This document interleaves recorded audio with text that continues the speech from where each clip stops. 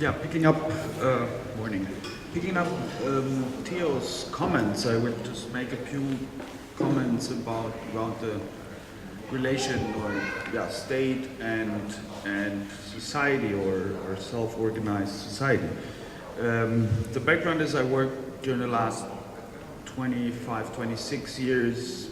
I spent most of the time in Latin America. I worked in different processes in first Nicaragua, then El Salvador, then Mexico, Colombia, and the last 10 years mainly in Venezuela.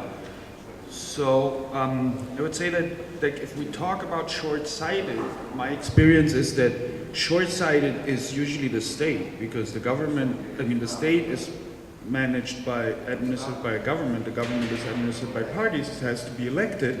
So it's always in electoral loops. So it's usually not, the community doesn't think in 4 or 5 years loops, but the government always does.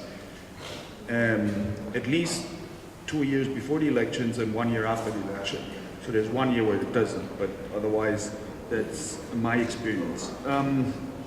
There's another problematic situation that is the asymmetry of power, that even if the state accepts the self-organized communities, it's still the central instance that is distributing the money.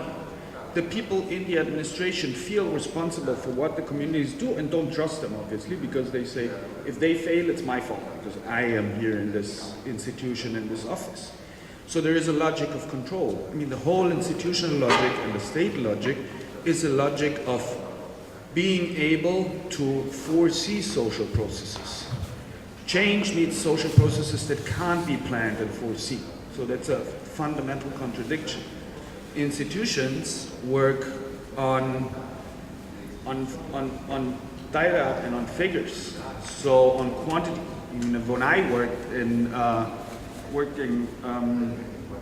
supporting the construction of community councils in Venezuela, in the neighborhoods, for example, it was for the institutions, it was like building, for example, convincing the community council to build a road was impressive, because I could suddenly list cubic meters of asphalt, I could list the money and the meters the street is long.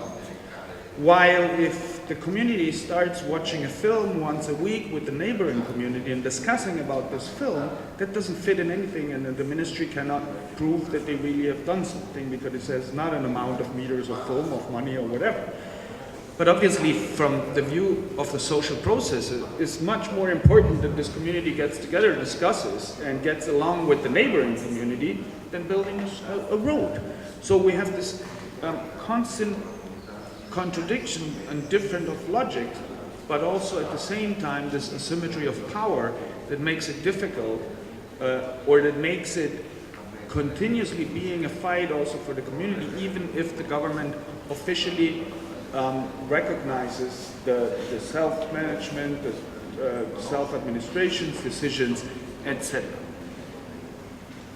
At the same time, I'm not saying that this can be solved by just simply liquidating the government right now, because you have a situation, you liquidate the government in a Latin American country, and probably an army of mercenaries of the transnational companies will take over. It's not that suddenly the autonomy will be flowing. But I think it's important to be always aware about this contradiction, and to see and think about how to manage it. And about the short and long-sighted, my experience is that if a community is building something and the neighboring community doesn't have it, this community usually tries to help the neighboring community to achieve the same, or opens up the things that they have also for neighboring communities. And the other thing is also that if we think about things like certain services, electricity or whatever, we have contradiction that if it's managed by the state applies a general logic. You don't pay for 3 months, you get the electricity cut off. If it's the neighborhood that has to decide in an assembly if the mother with 2 kids gets her electricity cut off or not because she didn't pay for 3 months, I would bet my hand that the community finds a different solution than cutting off the energy. So I think it's a different thing if you base things on community and self-organizing processes. The other side is that it has two sides. Like the whole process of community councils, for example, in Venezuela came from below. It was very important that the state picked it up and promoted it, because it wouldn't have grown that much, and many people wouldn't have had access to it if it wouldn't have had this promotion of it. At the same time, it created in partly a non-organic growth that was problematic, because obviously every time the state proposes something, people that don't want this something but want something else do it because they know the state recognized the something. So I think that this process is full of contradictions that can't be really like solved immediately or solved in an easy way.